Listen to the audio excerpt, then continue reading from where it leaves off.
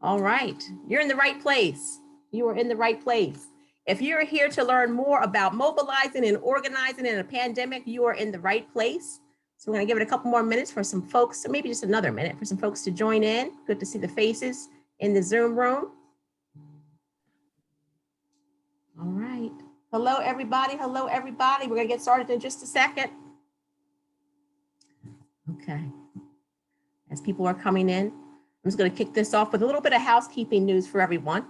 As you're joining in, please know that throughout today's workshop here, throughout this workshop, we're going to be reading and responding to questions that you're submitting. So please feel free to use that information down there. You're invited to submit a question at any time via the Q&A box. So if you're looking there at your screen towards the bottom, the Q&A box on the right-hand side of your screen on the WOVA app, please submit your questions there. And if you have any questions for a specific panelist, indicate which one so I can make sure I ask that question of that person. And if you're having any technical difficulties during this presentation, please send us a message using the WOVA chat feature, not the Q&A tool, but the chat feature. And that way we can get sure to give you some assistance there and help out. So good to be with you. Good to be with you all today. You are in the right place if you're looking for some pro tips. We have some pro folks here today. And we want to talk to you today about organizing and mobilizing during a pandemic. So good to be with you. Good to be with you as folks are joining in. All right. My name is Kadida Kenner. I am Director of Campaigns for the Pennsylvania Budget and Policy Center. This is my 5th budget summit with the organization. So lucky 5 and proud to be here with all of you today. If you don't know about the Pennsylvania Budget and Policy Center, I hope you do. You'll learn more about it today. But I want to talk to you a little bit about the We the People campaign, which is part of the Pennsylvania Budget and Policy Center. So the We the People Pennsylvania campaign is a proactive legislative agenda campaign and advocacy arm of the Pennsylvania Budget and Policy Center. And so we have the folks that do all the analyzing and the data, and then you have the advocacy arm that does all the rabble-rousing. And those are some of the folks you're seeing here on the screen today. And part of the Pennsylvania Budget and Policy Center and the We the People campaign, we want all Pennsylvanians to thrive. For too long, we have let politicians who serve the interests of corporations and the rich divide us based on what we look like, where we come from, where we worship, how much money we have, or whether we're native born or immigrants. And by dividing us, they've been giving us public policies that do too little to help most Pennsylvanians, making the rich and the corporations more wealthy than they already are. And so today, proud to present to you a distinguished panelists here. We have 4 distinguished panelists joining us today that are part of the We the People campaign. And so I want to do a quick introduction of all 4 panelists joining us today as we are talking about organizing and mobilizing during a global pandemic. All right, so first up, let's see, I'm gonna do some introductions to see if I can embarrass some folks today. It is April 1st, Fool's Day. Maybe I'm telling you the truth about these folks, maybe I'm not. I think it's mostly the truth. I'm gonna start here by introducing 2 of my colleagues. I'll kick it off first with Katy Personette, who's joining us today on the panel. I don't know if she wants to give a wave out, there she goes. Today is actually Katy's 1-year anniversary with the organization. So really happy to have her. Congratulations on surviving a year in the middle of a global pandemic and a brand new organization, Katy. Katy is our Deputy Director of Campaigns, and she just got that title. She was promoted 7 months in the job. And so Deputy Director of Campaigns, she started off as an organizing associate. She's a Kutztown University graduate. She majored in anthropology, minored in sociology. She's a self-described advocate and activist for women's rights and progressive issues, and she loves baseball. We won't ask her about the team she supports because, you know, we may not all be there with that. And when she has some downtime, she loves to cuddle with her dog, Nova, and probably her husband too. And then next we have Ricardo Almodovar. He is our organizing associate with the Pennsylvania Budget and Policy Center and the We the People campaign. He's giving you a wave there, Ricardo. And Ricardo has a long history here of organizing, or community organizing to be specific, and the Spanish language for years, and nonprofits and translation experience. And what you should know about Ricardo, born and raised in Lancaster, very proud of Lancaster. And for you out there, those of you who are organizers out there, please make sure you pronounce Lancaster correctly. Tell them Ricardo, right? None of this Lancaster stuff. So Ricardo is proud to join us from Lancaster today. He serves as a board member with the Lancaster LGBTQ+ Coalition, and as a program reporting assistant for the Transitional Living Center, among other things. And something you should know about Ricardo is that he is really funny on these Zooms. So just pay attention to his mannerisms. Okay, pay attention to Ricardo's mannerisms here. And whether he's involved with organizations that provide shelter, food, or other necessities, he aptly ties in the needs of the marginalized communities and how we can all take collective action for social, racial, and economic justice across all the different sectors. And he's a big champion of language access. So thanks to Ricardo here joining us today. Thank you, Ricardo. Happy to have you. All right. Now, we have two more panelists who are not part of the We the People staff. They are part of the We the People campaign, though. And so first, I'm going to introduce you to Kat Bakrania. There's Kat. I see her. Hey, Kat. Kat is an environmental justice organizer with One Pennsylvania. And if you don't know too much about One Pennsylvania, it's a member-led, intergenerational, multiracial grassroots organization that works across the state to gain economic, education, and environmental justice for all. One Pennsylvania is strong and proud. Happy to have them with us. Now, what you should know about Kat, all right? So I'm just getting to meet Kat really in these last few weeks here. But she is a recent graduate of the University of Pittsburgh's Graduate School of Social Work. Okay, so as a social worker, at heart, she approaches her work with a community-first lens. And Kat hopes to build around work that is empowering for the community members who are most often left out of decision-making spaces. And through her work with One Pennsylvania, she focuses on environmental justice. So we're happy to have Kat with us today. And you know, this is a nice thing to know about Kat. She is pursuing a doula certification and hopes to be assisting with births as soon as possible after COVID. So awesome, Kat. All right. And then our fourth and final panelist of the day is Laila García. I didn't say it. Laila García Martin. Or is it Martin Garcia? Which is it? It's Martin Garcia. Garcia, I said it. And Laila is the Pennsylvania Regional Lead Organizer with CASA. If you don't know too much about CASA, I'll tell you they have more than 100,000 members across the state of Maryland, Virginia, and South Central Pennsylvania. CASA is one of the largest member-based Latino and immigrant rights organizations in the Mid-Atlantic. And we are so happy to have CASA and One Pennsylvania as organizational partners on the We the People campaign. Now, I want you to know something here about Miss Martine Garcia. She has a master's. That's nice. She mobilizes the immigrant community and working families. And her leadership catalyzes the power of people to make positive changes in the battleground state of Pennsylvania. And she leads thousands of families to advocate for Puerto Rican equity, climate justice, and immigrant justice. And so we're very happy to have Laila with us today. And you should know this, she has traveled the world. She has traveled the world and has served as program manager for human rights and anti-corruption work in Germany, Morocco, Syria, and Saudi Arabia. So look at this panel. This is a great panel today. We're gonna have some great conversation and we're gonna talk about how to mobilize and organize in a global pandemic. So we're gonna kick this thing right off because I have some questions of this esteemed panel today. So we just wanna get right to them. And I'm gonna start with Katy if I can. Katy Personette from the We the People campaign.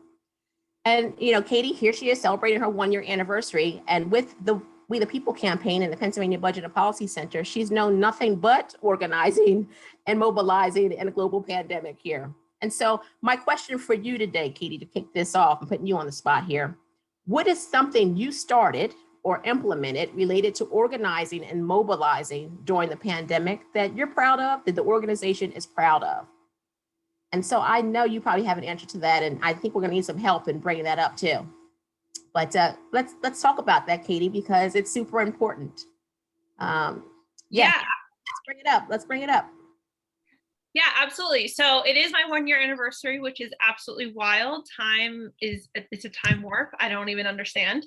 And it's also, because you referenced this in my very nicely put bio, it is also opening day for baseball. So right now my favorite team is playing, but I'm here with you all. So once we can get the PowerPoint up, I'm gonna talk about something that I'm truly, truly proud of. one of the things that we implemented at Pennsylvania Budget and Policy Center during a pandemic was what we call our Capital Insiders calls, our exclusive Capital Insiders calls. And so this was a brand new idea. Thank you, Adrian. This was a brand new idea that came up in the middle of a pandemic, a month in from when I started in May of 2020, with the purpose and really idea of getting the inside information, the inside scoop, the exclusive information to our activists, to our community leaders, our community members all across the state. And how do we do that virtually, right? So the idea was to set up these calls virtually every week to give our insiders, our community followers, and our activists the inside scoop on what the heck's going on in Harrisburg, while we're all stuck inside, we can't get out. And so we came up with these exclusive Capital Insider calls, again, started in May, there we go. And that screen, it just shows you a couple, because we've literally almost been doing this for a year, of some of the things that we talk about. So again, we're trying to give you the inside information for that week on what's going on in Harrisburg. And so recently we actually had our friends with SEIU Healthcare on to talk about nursing home and staffing issues. We've actually had national organizations join us as well, from the Institute for Women's Policy Research and the Patriotic Millionaires. And then on the bottom is some graphics from that I created last year in 2020 on some of the topics that we covered, including after the unfortunate news of the death of Justice Ruth Bader Ginsburg. We demanded no SCOTUS be confirmed until after the inauguration. We covered the several attempts of our democracy, attacks on our democracy, during the election and even after, when the delay of Senator Jim Brewster's seat was delayed. And then we also honored our state legislative Black caucus and had members of that caucus, Representative Donna Bullock and Representative Manny Guzman, attend these calls as well. So this is what I'm most proud of, because in a time where we had to quickly adapt, this was a brand new concept. We really didn't know what we were doing. And it really has developed into an absolutely beautiful family. So on the next slide, I'm going to show you just a really quick clip of what a call looks like. And so if we want to play that, there we go. Just joining, this is a call we do every week, every Thursday, 4:30 to 5. Real quick, giving you the inside scoop on what's happening in Harrisburg and or Washington, D.C., and then sharing a quick call to action. So that was a great debrief that we went over last week. I put the call to action in the chat for those of you who haven't taken action to stop House Bill 38 on judicial gerrymandering. Please do so. Please share that far and wide. But this week we have a jam-packed another call for you, another important call, as we always do. This week we're discussing one of the most hottest topics of 2021, raising the minimum wage in the state and also ending preemption. So every state surrounding our Commonwealth here has raised its minimum wage, while Pennsylvania remains at a dismal $7.25 an hour, where it was over 10 years ago. So I'm extremely excited to be joined on this call by two experts on the issues. Pennsylvania political organizer, say hi to Abby, and community organizer with Power, Jordan Ford. So I'm going to send it on over to them. Say hi to, would love for you to start. Okay, so that's just a quick clip on kind of getting an idea of what these calls look like. The beautiful thing about these calls is that while we live in a Zoom virtual world, they're only 30 minutes. So it's kind of a headache for me to try to figure out an agenda within 30 minutes, but it also provides our community leaders, our insiders and our activists with the most important information they need to know that week in 30 minutes. So that includes highlighting a topic and then also sharing out a call to action that we all can take in real time and then share within your networks. So these are screenshots there on the bottom of our beautiful Capital Insiders. We've created, like I said, a beautiful family. We have about 30 people who join us every single week. Several insiders have joined consistently since May 14th when we started. So huge shout out to them. And we'll go to the next slide. And there we're gonna see There we're going to see another clip, but before we get to that, I again just want to highlight the insiders that join us every single week. And it's really amazing because we have so many different people who join us throughout the state. And one of the things that I take away from this call is that we couldn't have this in a physical world, right? Because our state is huge. Not everybody can drive out to Harrisburg. Not everybody can drive out to Montgomery County where I live. Not everybody can drive wherever it may be. It's not convenient. So the fact that this call happens every week and we get so many people from across the state is incredible. People pop in and pop out. Some people join consistently, like I said, and some people join because the topic they're really interested in. But one of the things that I'm really proud of is that this family developed because it's a space that we created virtually for them to join. So here's another clip from when the Patriotic Millionaires joined us, one of the best presentations that we had from our insiders. Is a wealthy heir who never worked, never contributed anything to society, who inherited hundreds of millions of dollars of property and contributed nothing to the country, nothing to build our roads, nothing to keep our water clean, nothing to keep us safe. On the other side are people like the workhards who go to work, pay their taxes, and do their part for the country every single day. So again, that was just a quick clip of one of the best presentations, I think, this year, and a lot of our insiders said from the Patriotic Millionaires who talked about taxing the rich. So we'll go on to the next slide and talk about the calls to action. So when we talk about, highlighting a topic, that's great and all, but we're organizers, right? So what can we actually do and how can we mobilize in this virtual world? So I showed you that clip of the raising the wage and ending preemption in the state. That's what you see on the top there, an example of our call to action. We set up an action tool. And that action tool was taken by insiders all across the state. We had insiders from Philadelphia, from Winfield, from Springfield, from Doylestown, from Westchester. Shout out to Westchester, Kadida's home place. And then it's not pictured here, but one of our best action tools was when we focused on judicial gerrymandering, which if you follow We the People at all, or really just have followed Pennsylvania politics within the last couple months, you know what judicial gerrymandering is. In House Bill 38, one of the biggest topics we talked about, we had over 4,000 actions be taken from our action tool. So that was obviously amazing work from our insiders, sharing that out to their networks, their friends, family, and neighbors. And then finally, the last slide, I just wanted to highlight the amazing, incredible special guests we've had.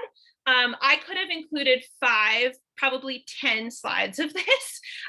So I'm just going to highlight really quickly the faces that you see up on the screen here, starting with Thais Carrero. And I apologize, I can't roll my R's. I was thinking about it when Kadida was pronouncing Laila's name. But Thais is an amazing organizer, state director with CASA. We had her on last year talking about eviction moratorium.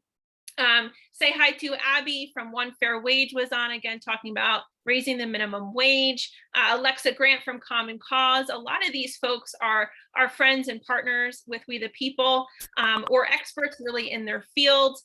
Jordan Ford from Power, Susan Spica from Education Voters. Jeff Garris was on multiple times representing the 99% Pennsylvania and Pennsylvania Budget and Policy Center, giving us everything we needed to know on the federal level, following what was going on with the CARES Act and all the COVID-19 federal packages. We had Representative Manny Guzman when we were highlighting the Legislative Black Caucus. We also had Representative Joanna McClinton, as she made history as the first Black woman leader in Pennsylvania of any party there. And then in the top right corner is Barbara Coleman, a member of SEIU Healthcare, who we had on talking about nursing home and staffing issues. And so as I end my little short presentation on the things that I took away and what I'm proud of that came out of the pandemic, this is something that I know that won't go away. I'm extremely proud of the family that we built, the community that we built. And I know that even when we can get all together, that's going to be wonderful, and I can't wait. But this space, I believe, won't go away. This is an incredible space for activists and community members and insiders all across the state of Pennsylvania to come together in one room. And I'm just really, really incredibly proud of what that's been looking like, and just humble to know how many people we've reached. Thank you. Thank you, Katy. That's a heck of an answer. Thank you. And as you can see, there's been a lot of things to do in the state of Pennsylvania this last year, and just so grateful for all the partners out there. So thank you, Katy. You know, Katy, I forgot to give you a moment there. Was there anything that I missed in your bio earlier that you wanted to, anything I missed that you wanted to say to the folks out there? I mean, it was a pretty good one. But I guess the biggest takeaway, and I think you mentioned it, is that I'm actually relatively new to organizing. So I think that's important to talk about, because I'm still learning so much from all of the panelists on this call, everybody in our circles. And it's just incredible to be with the people that we're with. And so I got into organizing work in 2019 when I transitioned from the corporate world. So we can talk more about that at a later time, but I think that's just relevant for this conversation to know that I'm pretty new to organizing, but I have learned an extremely large amount within the last year and since 2019. All right, thank you, Katy. So I didn't say this earlier, but if anyone has any questions while I'm asking these questions along the way, please feel free to put them in the Q&A down there if you're joining us from the app. Put your questions in there. I'm going to see them and I'll ask the panelists here your questions. So I'm going to just now move on, and I'm going to now bring back up the panelists I introduced earlier, Laila. So Laila, please, here's a question for you, if you don't mind. Now, we know that the COVID pandemic has really forced, organizations statewide to pivot away or change, their focus. And I know that CASA had legislation that you all wanted to focus on in 2020, but maybe your legislative priorities had to change because of the pandemic. So my question for you, Laila, is, what priorities are you still advocating for that perhaps, changed or didn't change? How did you have to pivot to, accommodate what was happening here in the world? Thank you so much, Kadida, for the question. And thank you so much for pronouncing my name so well. I really appreciate it. So as Kadida said, my name is Laila Martin García. I am CASA Regional's lead organizer. And as you probably already noticed, I'm an immigrant. I arrived to this country 4.5 years ago, and I started organizing almost right away. My first year in the United States, I was not able to be, I was not lucky enough to be a full-time paid organizer as I was undocumented. But once my work permit came through and, this position with CASA opened, I was super lucky to join the CASA team and be able to do the most meaningful thing I've done, I think, in my entire life, except for being a mother. We're gonna go to the next slide and we're gonna see a few pictures. But before we do that, I wanna make sure that you all know, like CASA, as Kadida said, we are a social justice organization and we are member-led. Member-led means that our folks are not just activists, but they are members. They pay dues every year. They pay $40, $60 to be part of this organization and to have the power to vote on what CASA is going to be doing. And this is very important because being a member not just gives you like the power to choose the priorities and the campaigns that we're going to be doing as CASA, but actually change the frame of how we're seeing immigrants and working class communities. We understand that this is a system that is not working for many of us. However, we understand too that we are the actors of change. We are the actors of our own liberation.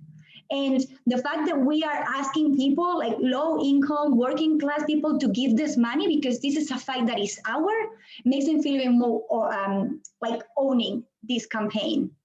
And I always like to say that because it is important so we understand why CASA fights, what we fight, and what we had to do when COVID arrived to our years, to our lives.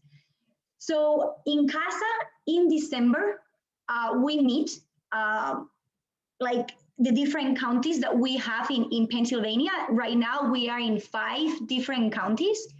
In central Pennsylvania, southeastern Pennsylvania, we meet and we decide what are the things that we want to improve, that we want to fight, what our campaigns are going to be the year after.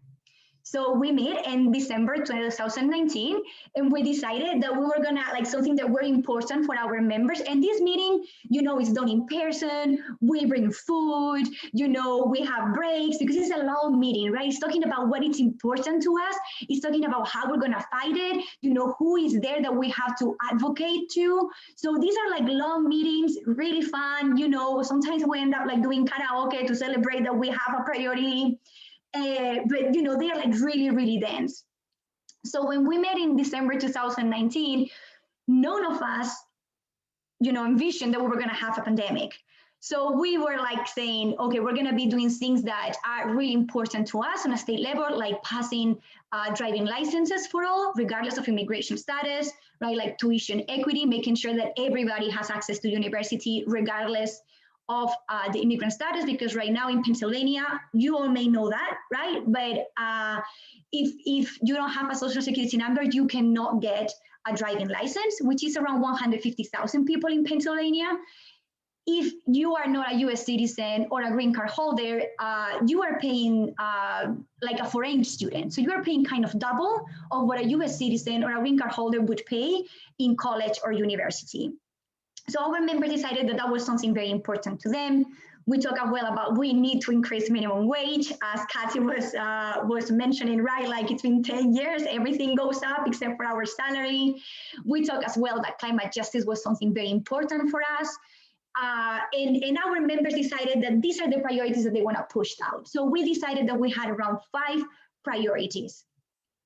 The only one that I haven't mentioned is the one that you're seeing in the screen right now, and this is shut down barracks. As you may all know, Pennsylvania has a family detention center, and we have 3 of them in the United States, 2 of them in Texas, 1 of them is in Pennsylvania in Berks County. Pennsylvania jails families just because of their immigration status. We're talking about children, right? I'm a mom of a 5, so I always get very emotional when I think about children being jailed just because they are waiting for an immigration process. Right now, so this is one of the campaigns that folks selected, right?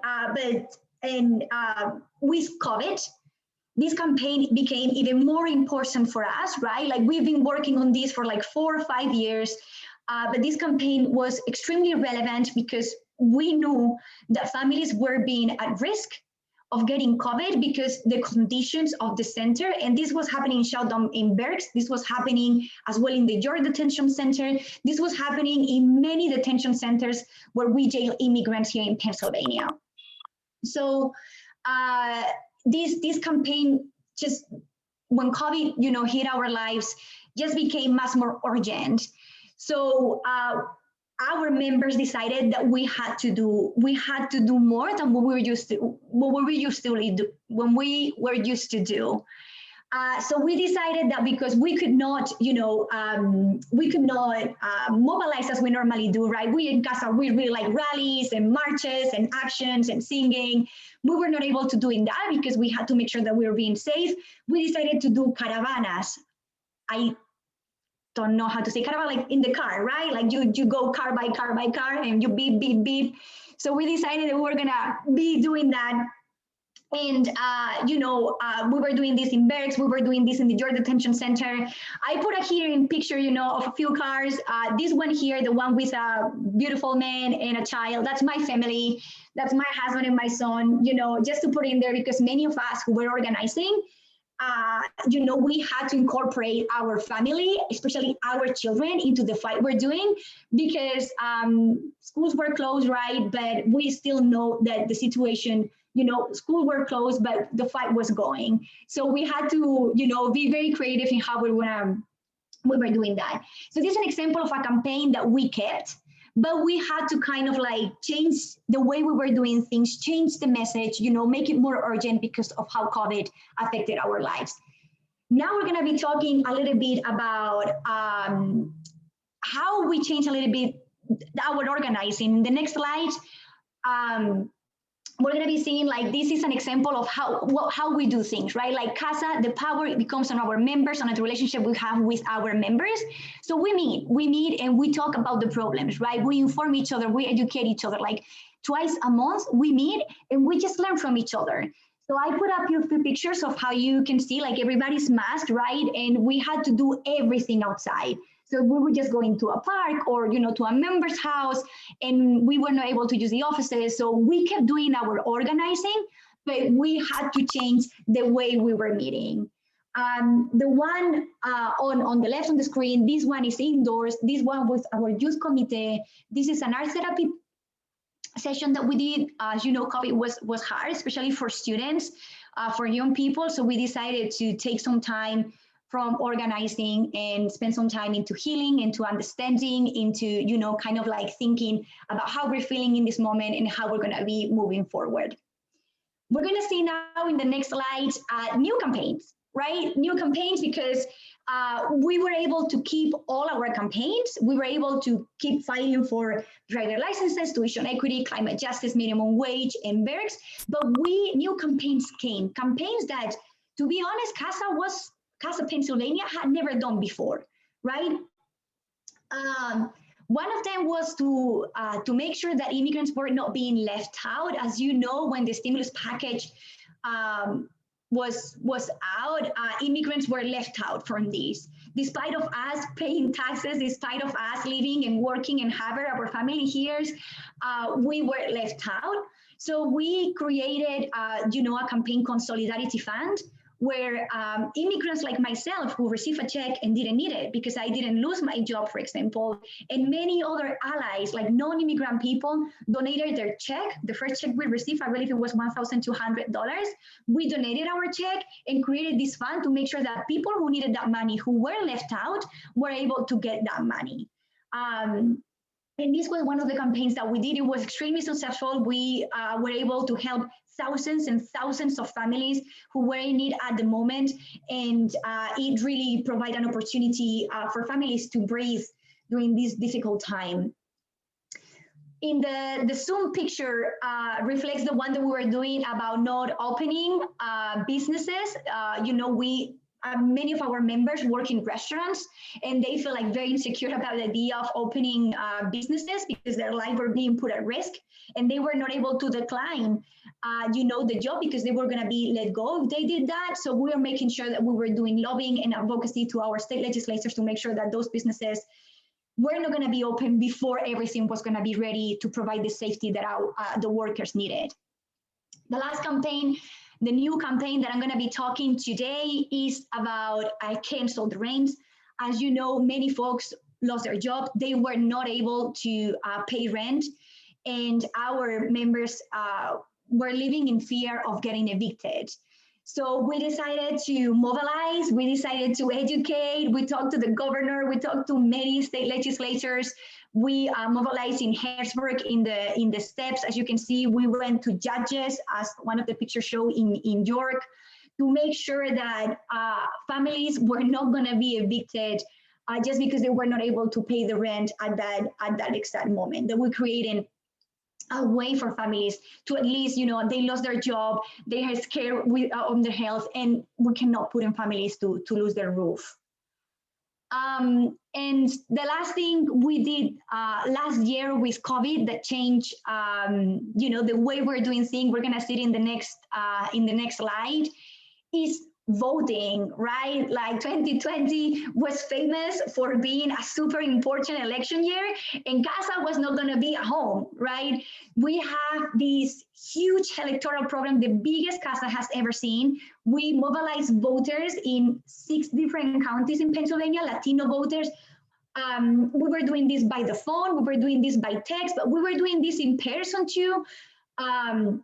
as you can see in here, you know, like the dynamics change a little bit, right? Like with the tablet, always trying to be apart. We were trying to make it fun, you know, where people were going vote by mail, you know, like to drop off the vote, you know, like creating these frames so people would take pictures.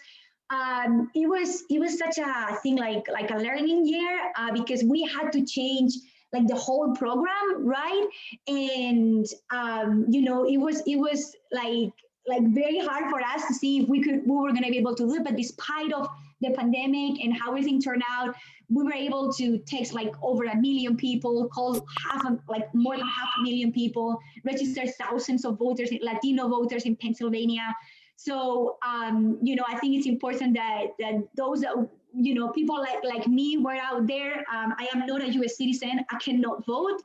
And I feel extremely proud of being out there and making sure that people who have that beautiful privilege of voting in this country were able to do it without fear, you know, feeling secure, feeling safe, and know what we were doing and explaining, you know, all the changes that were happening. So this is kind of like all the changes that we had to do, you know, during the COVID year. And yeah, like we are very extremely proud of our work, and we're hoping that we don't have to do this again. But if we have to, as Katy was mentioning, we learned so much, and what we've created is so strong that I think we're gonna, you know, leave this being bigger and better. All right. Laila, give it up for Laila. Outstanding work of the organizers, the entire campaigns, the organization. Great job. All right, so still, if you have any questions for these folks as they're going through, please put their, put the organizer's name down so I can ask that question of them. All right, we're gonna move on because we have another outstanding panelist with us today.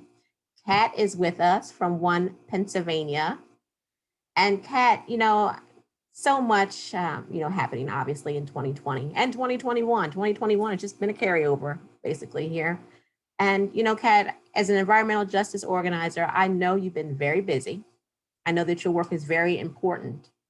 And I know as if the same with CASA, your membership-led organization.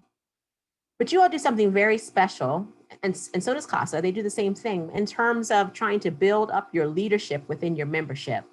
So here's my question for you today, Kat. Can you just describe what your leadership development for your organization's members has looked like in this pandemic? How are you building leaders during this pandemic? And tell us a little bit something more about yourself if you want to, too. Sure, thank you, Kadida. If we can go to my first slide, something I'll share about myself is actually that I am also a baby organizer. I've only been organizing since August. So I got this job in the middle of the pandemic and have grown in this position throughout this time. But prior to my position, I had never really organized beyond my graduate school. I did a lot of canvassing as part of my degree, but just a lot of in-person canvassing. So coming into this job and also doing issue-based organizing is something I had never done before. So a big learning curve for me in this position. But as part of that, I was also tasked with taking on the ambassador program, which is what I'm kind of going to focus on with my answer. So if you can go to the next slide, the ambassador program is a program that was developed in the fall of 2019. And the idea was to kind of create a part-time program that our members could enroll in across the state. We would have two cohorts, one in Pittsburgh and one in Philly, where they would meet, they would get paid. I believe we paid them 15 or maybe 20 an hour for 10 hours worth of work every week. And the idea was to kind of create a block leader or neighborhood leader system where these ambassadors who are our members would be able to kind of represent One PA on the ground in their localized communities so that their neighbors knew who to turn to if they had a question about voting or absentee ballots, or hey, I heard that this policy is like maybe going to get passed. Like, do you know anything about that? Being able to turn to your neighbor and have a conversation about that instead of resorting to like the internet or talking to people that you don't know that well. So this went on for about 6 months without any detriments to it. This picture up on the upper right hand where people are kind of standing in a circle was actually the first ambassador meeting in Pittsburgh. And as you can kind of see in the circle that's happening, they're engaged in conversation and everyone is participating and engaged and paying attention and giving each other space. And that's kind of what we wanted to really focus on with the program, is just not only getting our members to develop as leaders, but also just as friends and allies in movements, and building love and power in the movements, because we need to be able to share really emotional spaces with each other in this movement building. So it was a great program. And then COVID hit. So if we go to the next slide, you see that obviously we had to adapt. The whole program had to change. We went from meeting in person twice a week to all of a sudden meeting virtually twice a week. And it could no longer, the structure or the purpose of the program for these ambassadors to be like block leaders, unfortunately, it just like could not feasibly work as well in a world where you can't see your neighbors, you can't see your loved ones. At the point of the beginning of the pandemic, we didn't even know, it was like we were getting new information every week. So it's like, can you even like see your neighbor from your porch? Like, we didn't know anything. So we completely removed all in-person aspects of the program. We went completely virtual. And this actually created a few opportunities that I think would not have come about otherwise. We really got to lean in on phone banking and text banking, and I don't think that these tools would have been utilized to the same degree that they had to be. But if you can see on the upper left-hand corner, we had a lot of fun going through our Zoom meetings to phone bank. And something I also want to say is, I know Katy kind of touched on this earlier, but going virtual for the pandemic allowed a kind of statewide coalition to happen that couldn't have existed otherwise. So suddenly our ambassadors were talking across the state, sharing their experiences across the state, and they were willing to, we wanted to campaign for someone locally. We had our Philly ambassadors hop on and they were texting and phone banking for us as well. So it gave us a lot more of an opportunity to kind of bridge the gap of statewide issues. And the last thing I'll say is, moving forward, as part of One PA, I sit on the PA Climate Equity Table, which CASA is also a part of. And something that we're discussing is putting together a leadership summit. And I think that this is really important and probably wouldn't have come about as well if there hadn't been a pandemic, because the PA Climate Equity Table is a statewide coalition. So you've got groups from Harrisburg, from Philly, from Delco, from Pittsburgh. And so now we're going to be able to give all of our collective members an opportunity to grow as leaders. And I think that that's something that's really important, really necessary, and wouldn't have come about if we hadn't been forced to really adapt virtually. So, thank you. All right. Thank you, Kat. Thank you for that. We appreciate that.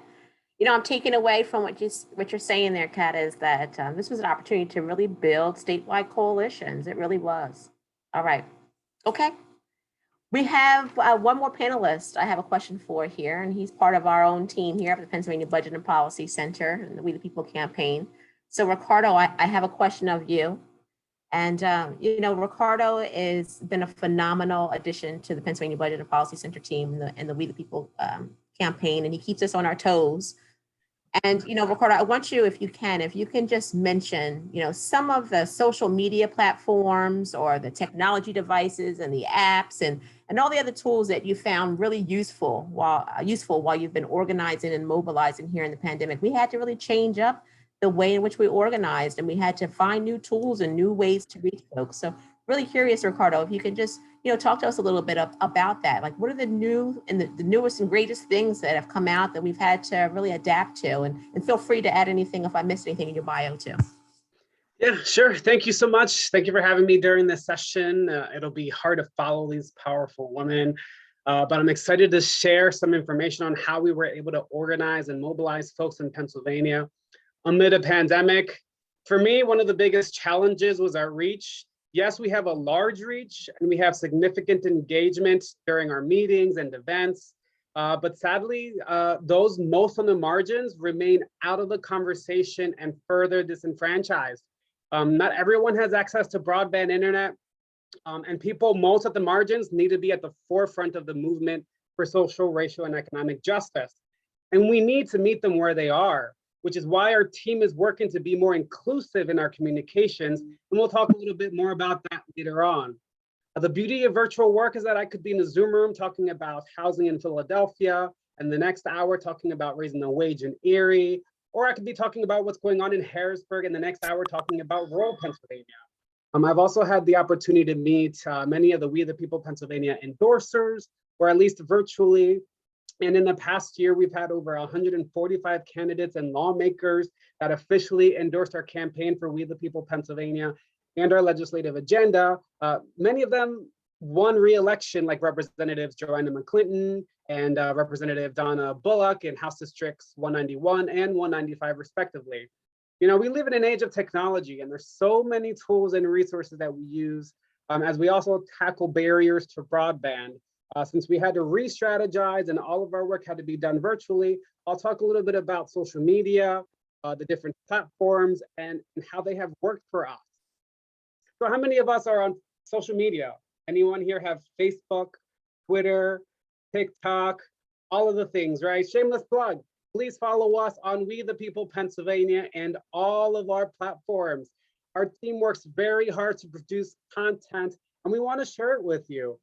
So let's start off with Facebook on the next slide. Facebook is a very useful tool for us to spread the word, and we perform regular social media outreach. We have our own We the People Pennsylvania activist page, which many of us are already on.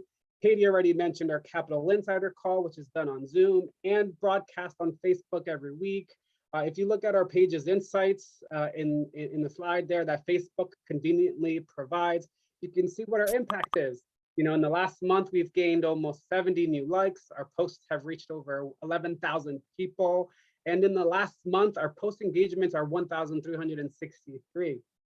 You can also see that our new page likes and our post reach has increased, while our post engagement has decreased in the last month. Nonetheless, we have garnered over 5,000 likes and growing. Help us grow by liking, sharing, and commenting.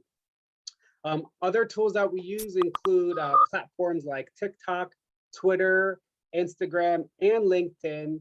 Our team has been working on creating content on TikTok, as we can see in the middle image there, highlighting issues around public policy and the state budget. Our page is brand new, but we've garnered thousands of views and hundreds of likes already. Our hope is to reach younger folks and include them in discussions around public policy and the state budget and democracy work. After all, we will end up passing the torch to them. Twitter is a much different platform. We are much more likely to reach nonprofit leaders, journalists, reporters, and legislators alike through a tweet. We also have Instagram and LinkedIn accounts. Don't forget, follow us on We the People Pennsylvania and all of the platforms. Another important tool we use is Google, specifically Google Form, Excel, and of course, Google Doc. I mentioned earlier that our team is working on being more inclusive regarding communications. We've been using Google Forms to conduct surveys, and most recently to ensure that our work and public policy discussions are more accessible to immigrant and limited English proficiency communities. The goal of this particular survey on language access is to better understand how we can provide better access to our work, to educate Pennsylvanians on public policy, and include everyone in public policy discussions and advocacy. On Excel, we keep track of all our work, including events, publications, and media. There are over 300 articles mentioning judicial gerrymandering, for instance, and we have all of that information at our fingertips. It's useful to keep track of our work for accuracy and to show our impact. If you look at the next slide on Google Docs, not only do we share documents internally, but for the purpose of organizing, we've used this tool to share example social media posts and graphics where folks can simply copy and paste to spread the word on particular issues or campaigns. It's proved useful most recently around House Bill 38. If you look at the image there, and House Bill 38 is a proposed constitutional amendment that would create judicial districts for statewide judgeships. In other words, instead of voting for all 31 statewide appellate judges and justices, voters would only be able to vote for just 3, 1 in each appellate court, Superior, Commonwealth, and Supreme. And if you look at the graphic, we make it clear which posts are for Facebook compared to Twitter, given certain limitations depending on the platform, like number of characters. Other than social media and Google, we also share an e-blast. On the next slide, it is our bi-weekly newsletter where we share all of the up-to-date information on state level issues. We talk about statewide legislation, we make a call to action and share relevant information all in one email. Katy, Kadida, and I author this bi-weekly communication, and we send out these e-blasts and mass communications using our database Action Network, where we store our thousands of contacts across the state. Regarding petitions, we use special software to connect Pennsylvania residents to their legislators. Folks simply plug in their information, including their zip code, and the system automatically sends a message to their representatives. Some examples of these petitions include raising the wage and combating House Bill 38. I have sent so many messages to my local elected officials, including Mike Sterla, Scott Martin, and Lloyd Smucker. Whether we use social media, petitions, software, or word of mouth, we all need to take action for social, racial, and economic justice. Thank you for taking the time to join us this afternoon, and I'll pass it back to Kadida. Thanks, Ricardo. All right. Well, that was 4 questions, which took a good amount of time, but we're okay with that because you got a lot of information out. And I see some of the questions that are coming into the chat box here. I think you're kind of answering these questions as we're going along here. So thank you all. Thank all 4 of you for that. And we're going to take the PowerPoint presentation down. So now we can just truly open this up as a panel and really get some engagement from the folks who are watching us out there on the Hoover app, right? We're talking about apps and different ways in which we've mobilized and organized here. So those of you who are out there watching this on the Hoover app, or you're here in the Zoom room with us, please ask your questions. We have 4 experts here who know how, know what it's like to organize and mobilize in a pandemic. It's different times now. This isn't your mother and father's organizing. It's different right now. So I want to ask a few questions of you until we get some more questions that come in here through the chat box. So I'm going to open this up for most of you here. I'm going to go back to Katy for this one. Katy, there's obviously it's been a challenge. It's been a challenge to organize it in a pandemic, but there has to have been some silver linings along the way. What kind of silver linings have you found in your organizing throughout this pandemic? Yeah, absolutely. I mean, I think one of the biggest takeaways, which I think we all highlighted in our presentation, was that statewide coalition. And Ricardo just mentioned it too, which I was gonna probably talk about in some way, is that you can be on a call that really focuses in on the northeastern Pennsylvania. And then in 10 minutes, you can be on another call that really focuses where I live in Montgomery County, or in Harrisburg, or in Erie, or wherever. So I think one of the silver linings is it's been incredible to be able to be 2 places at once. And we can talk about maybe it's not been because of the amount of Zoom calls, but I think it's incredible to be able to reach all across the state in the matter of an easy click of getting on a Zoom call, getting on a Google Meet, whatever the app may be. It's really been able, we as organizers have been able to reach more people. And I think we'll probably talk about the cons of that as well, talking about broadband access and whatnot. But that would be one of the silver linings for me, is that, normally I would have to get in my car and drive all the way up to Erie, which would take hours. And then, to drive all the way back to a meetup in Montgomery County again would take hours. So I'm able now to hop on a Zoom call, multiple Zoom calls at a time, even back to back, whatnot, and really get engaged with folks across the state. Thank you for that. Anybody else want to just jump in there? Anybody have any silver linings in your organizing? Just jump on in. Yeah, I think something that I would take is like the resiliency and the strength of people, right? Like this has been a year that has tested us all, right? Some of us has got COVID, some of us has lost family or friends to COVID, some of us has lost our jobs, some of us has been for the first time maybe not being able to pay rent. You know, this has been a hard year for many. Some of us, maybe, you know, you just go wait, and this is really hard for you, you know, to get away, like whatever it is.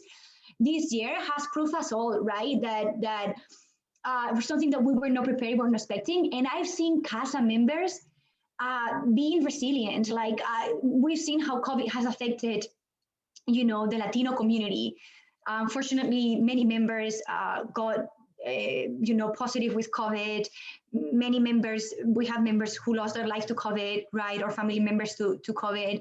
But still, they've been able to take that and channel it into something positive, right? Like, and everybody, like, just look at the elections, right? Like the Latino community passed from voting 48% in 2016 to go like to 67% in 2020. Right? Like we all are thanking, you know, voters of color, right? Well, some of us are thanking voters of color for 2020, right? And I think like taking like these issues that have been so strong for us, you know, to deal with and making it into something positive, into change, into understanding that it is us, and if it's not us, who, right? I think that is my biggest thing. Like if we were able not just to survive, but to actually like try to make something good out of 2020, I'm telling you, I don't think anything is gonna stop us. And I see that in our members, like the hope, you know, that we have right now, that is what is gonna move us into the change that we really need and that we really want. Thank you. All right, Kat, I have a question for you, Kat. You know, the silver linings are important. We have to come out of this with some silver linings. We have to. Okay, Kat, we've had to change the way that we organize in multiple ways. I mean, I think all of us are in our homes right now for the most part. Maybe some of us have gotten back to the office. How has organizing during the pandemic changed you? Changed your, you know, your environment, your personal life? I mean, do you have like dogs and cats running around? You have somebody to contend with to get the internet access? How has this organizing, as an organizer, how has organizing and mobilizing during this pandemic impacted you personally? Yeah, so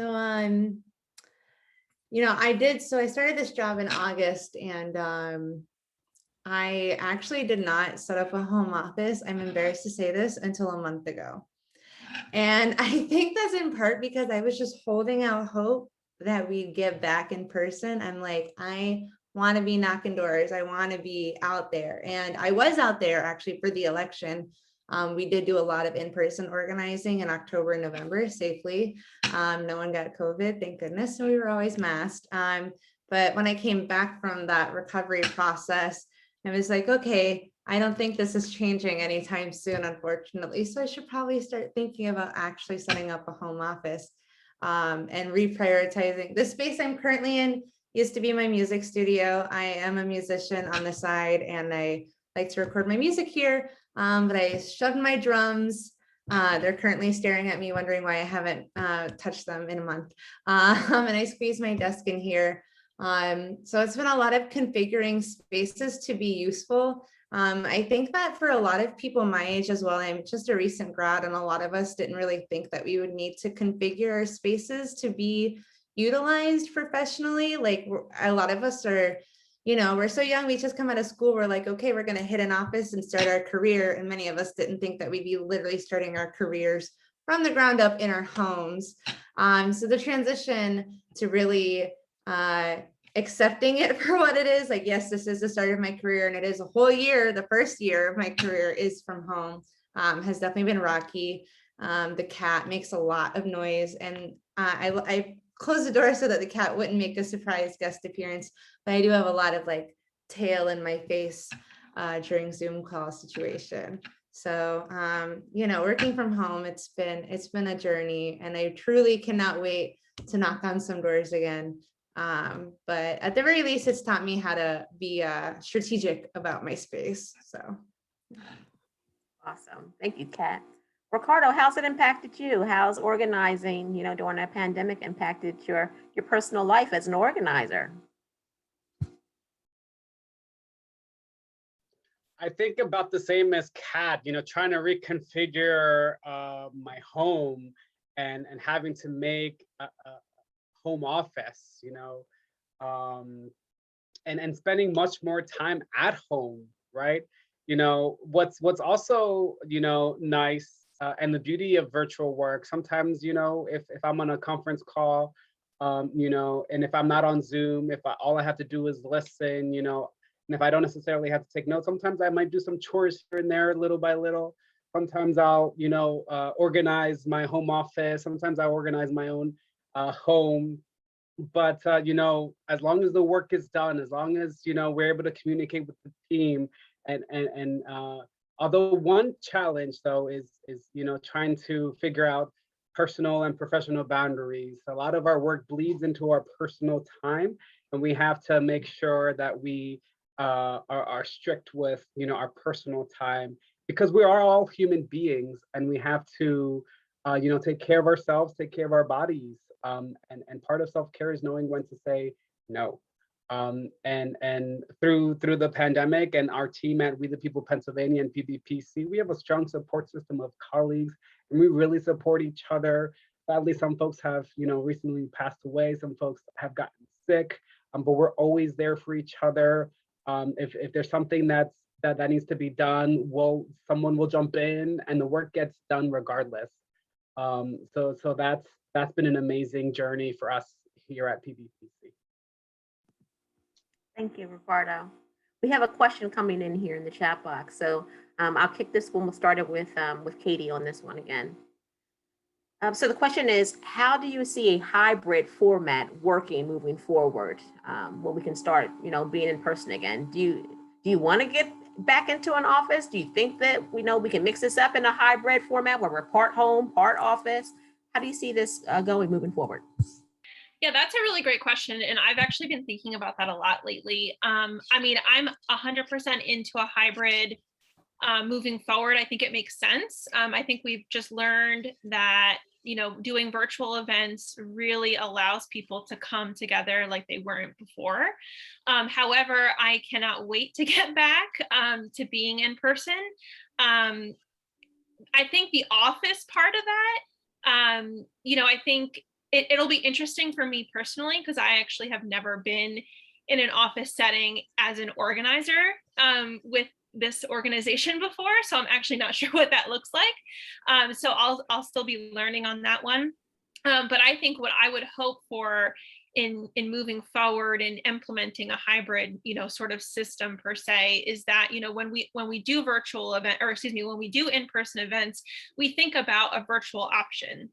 So, what does that look like? Are we streaming live on Facebook? Are we opening up a Zoom room so people who can't travel can join through the Zoom room? How are we implementing, being able to talk to people at that event who are at that event, but also, on the Zoom room or during Facebook Live, whatever it may be. But I absolutely believe in a hybrid. It's just kind of figuring out that balance and working with and kind of getting input too from our community leaders on, what's been working for them.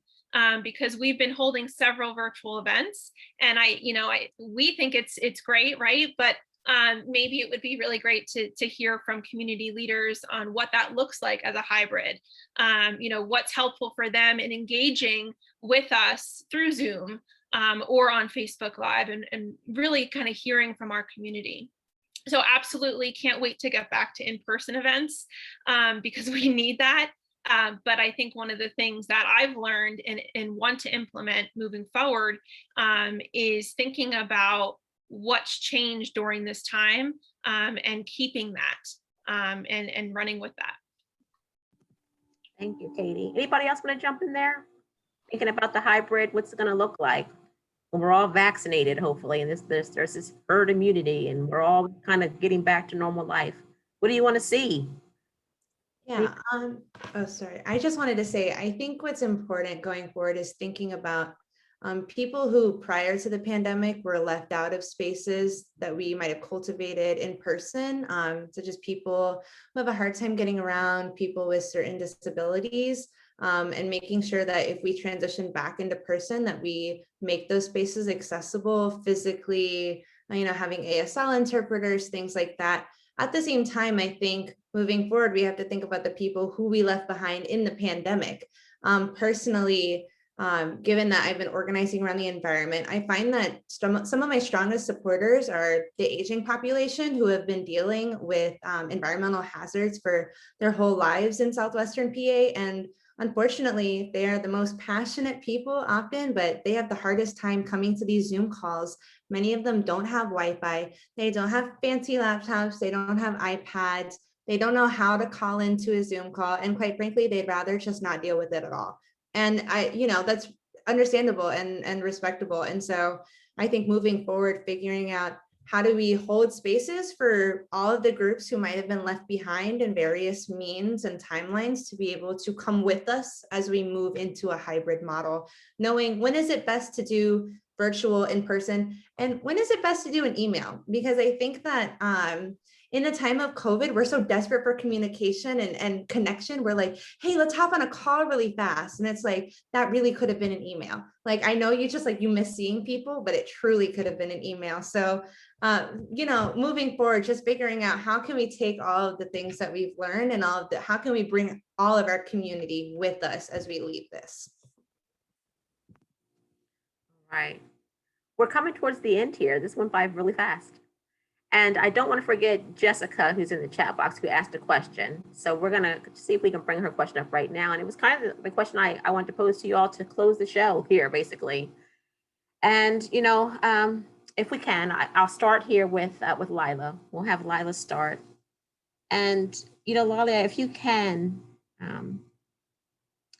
the pandemic has changed us. It has changed us as people. It has changed us as organizers. But what are the lessons that you learned during this time in organizing? And what do you want to carry on? So we learned some things in organizing during this time, and we need to probably carry them on when we get back out there in public again. So just your final comments on that is, what are these things that you learned in this last year that you're going to carry on, even when we come out of this? When we come out of this, what are you going to carry on? Yeah, I think for us, not being able to meet in person was really hard. And I'm not so sure if it's like part of culture or part of like the way we organize in casa, right? We do like traditional organizing, right? Like knocking doors, meeting with people for a coffee for an hour, right? It's all about building relationships. It's really hard to build a relationship and to make somebody trust you and create that love or energy for each other if we don't see each other, if we don't touch each other. So I think at the same time, though, the level of learning that members have done is just amazing, right? We faced all the challenges that Katy and Kat have been mentioning. Like, just to give an example, our first Zoom meeting, from like people still came to the office for the meeting, right? And we put a sign saying, the meeting is going to be online. Just push this link. We had members literally thinking that by pushing the link in the paper, they were going to go into Zoom. Right. And this is like, now it's funny, but this is the level of learning that we had to do, right? Like we had to meet with them from the porch, like long away, showing them how to use Zoom, downloading Zoom, and all that effort is not going to go away for nothing, right? Like all that learning is with us and all that we've taken it. And I am a firm believer that this is going to make us stronger and this is going to make us better. And this is making us better. And I think for us, like, I don't even see that we're going to go to a hybrid. We're going to go full in person. We're going to be doing things like we were doing 2 years ago or 1.5 years ago with the added value of now we rock technology, right? Like we know how to do Zoom. Now we know how to use like relational organizing tools like Empower, where we can talk to our neighbors and we can track in French and we can track that in these tools. Like we've just grown so much in how to be, organizers that that's not going away. And I think the level of union that we've gotten, like I think this pandemic has changed how we see immigrants, right? Like as essential workers, like we realize who is important, right? The people who speak in the Apple, the people who is in the supermarket, right? Like the nurses, all these people that we didn't care that much about, right? Now we do care. Now we know how important they are for us to survive. So I'm taking this, like we are shaping the way we organize, and we are shaping, the narrative we are creating, and that's just gonna take us forward. All right. We're coming to the end. So same question to the final three of you. Just 1 minute each, because I think Laila said it all. So 1 minute each, close us out. What do you want the folks who are watching us on the Hoover app to know? I'll go Ricardo. I want to reiterate all the things that Laila said. Oh my goodness, you hit the nail right on the head. So yes, but one of the things I wanted to share is one of the lessons I learned amid a pandemic would be to take advantage of the time spent with people, especially loved ones. You never know when the next time you will see them. I don't want to take up too much more time, so I'll pass it over to the next person. Katy. I'll say to never stop critically thinking and creatively thinking. I think the pandemic, made us and forced us to think totally outside the box. And I don't ever want to lose that. I want to keep trying to think, okay, how can, kind of what Kat was saying, how can we reach everybody and pull everybody with us? And so I don't want to stop ever creatively thinking outside the box. Kat, you get to close us out. I guess I'll say what I would like to take with me is knowing when to say no, knowing when to set my boundaries. What are my work hours? Just because I have my phone does not mean I'm answering your email, text, or call. It is 9 p.m. and I'm home. Just because I work from home doesn't mean I'm at the office. So that's what I'm taking with me. You got the clapping and the hand snaps, and I'm sure people in who are organizers are saying the same thing. Thank you. Thank you to our panelists today, Laila, Katy, Kat, and Ricardo. We thank you for your time, because we know how valuable time is when you are an organizer and have things to do. So we thank you all for being with us today. I have some final housekeeping things I want to mention for those of you who are joining us out there in Hoover land. That is that if you have missed any part of this workshop session, video recordings and copies of all the slides that were presented will be available on the Hoover app later this afternoon. And you can find and view videos and resources from any of our 2021 Budget Summit sessions at a link. And all this is going into the chat box for those of you who are watching this on Hoover. So please, if you missed any of the outstanding panels that we had these last 4 weeks, I guess it's been, the Pennsylvania Budget and Policy Center Budget Summit, it's been more than 4 weeks long. So if you missed any of these workshops and you want to catch up, please do. I know there's another one going on right now that's talking about Reimagine Appalachia. So if you missed that one, to watch this one. So we're thankful for you for doing that, but go back and watch Reimagine. I'm sure you'll enjoy that one as well. So we want to thank all of you for being with us today. And I would not be an organizer if I did not mention that there is an event coming up that we want you all to go to, which is next Thursday, April 8th, from 7 p.m. to 8:30 p.m. on Zoom. We are going to have our People's Budget statewide rollout in Town Hall. And all the organizers you're seeing today will be present there. And we want to make sure that you attend that session. So Stephanie from our team at Keystone Research Center is dropping all this information into the chat box for all of you. There's a link for you to register on Zoom so that you can attend this town hall. It's going to be interactive and fun. We're going to talk about issues such as fair housing, fair funding for K through 12 and higher education. We're going to talk about minimum wage and fair taxation. And we'll be joined by some of the legislators from across the state who are also in favor of a people's budget. So we hope that you'll join us for that event. And so with that, I am going to close out today's workshop. And this is almost closing out the event.